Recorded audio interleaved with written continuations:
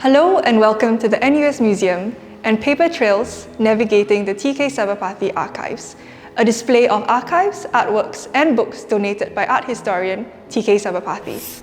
I'm Rachel and I co-created this display with Sid, the museum's curatorial lead, Wardah from community engagement and Devi from collections.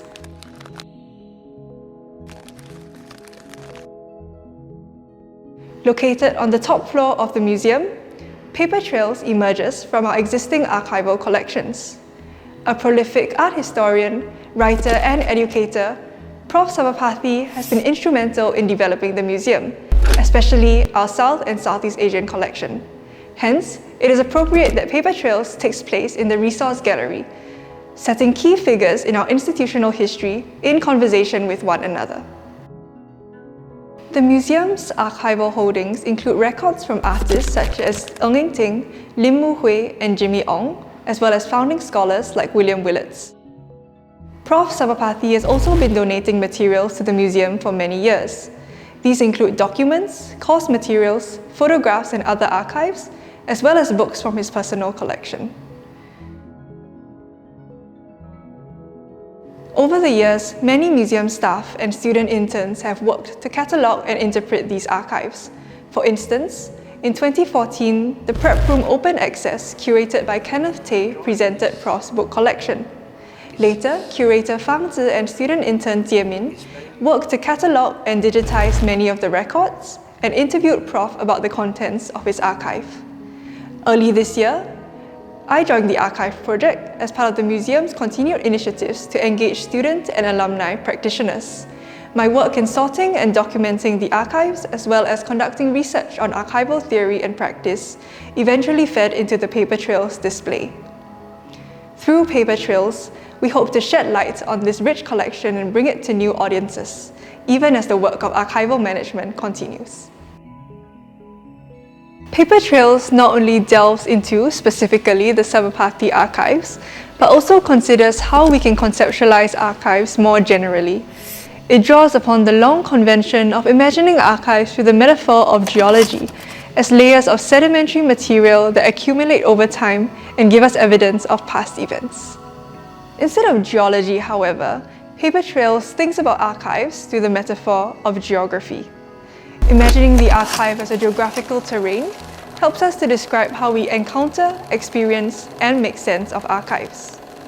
When we enter a new archive or terrain for the first time, we may feel disoriented or overwhelmed by the sheer amount of information it contains. However, one thing we can do is look for signs or trails left by those who have traveled the archive before. There are, for instance, systems of archival arrangement and organization, as well as finding aids left by previous archivists. Another quality of the archive terrain is that it is a place of boundless complexity and possibility. As travelers through the archive, we all bring our own interests, backgrounds, and motivations to the journey, and will all make different connections or notice different things. No single person can ever tell the full story of an archive, but collectively, we can work together to gain a more complete picture of the terrain. During this process, however, we must remember that just as a map is merely a picture of an actual terrain, an organizational system, database, or description for an archive also only gives us part of the story. An attempt to make sense of something extraordinarily complex will always emphasize some things and leave others out, and the archive will always surpass even our best efforts to represent it. Finally, the metaphor of geography also resonates with Prof. Sabapathy's oft-used metaphor of prospecting, mining and exploring the rich grounds and terrains of art and art history. With this metaphor of geography in mind, we have created a key for Paper Trails, just like you would find on an actual map. But instead of tourist attractions or rest stops, this key tells you about the different activities represented in the Sabapathy archives, such as scholarship, teaching, writing, and curating. These are different professional activities performed by Prof throughout his career. Furthermore, ordering the display in this way mimics how archives are often arranged according to what are called functions, the activities performed by the individual or organization that created them. Paper trails presents many different kinds of objects.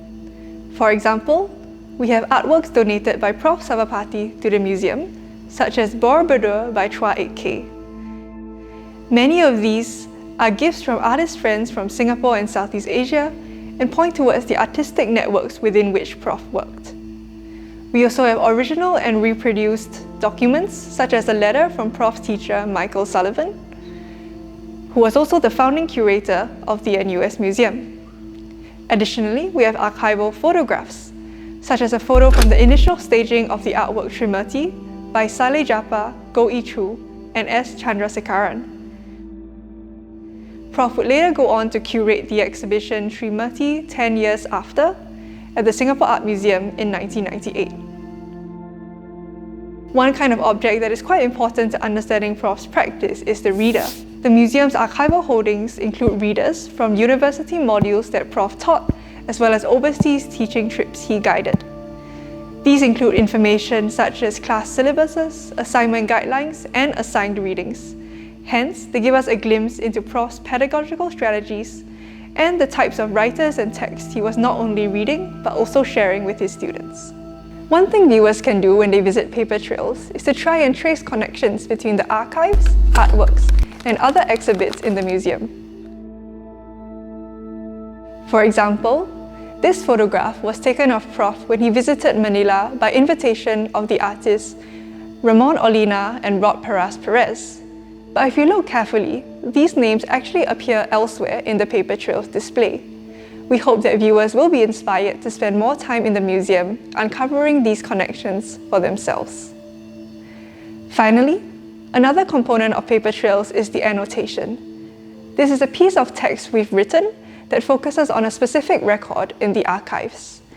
Each annotation, firstly, summarizes the contents or describes the context surrounding the record, and secondly, goes beyond the record, using it as a jumping-off point to talk more broadly about archival theory and practice or offer more subjective interpretations.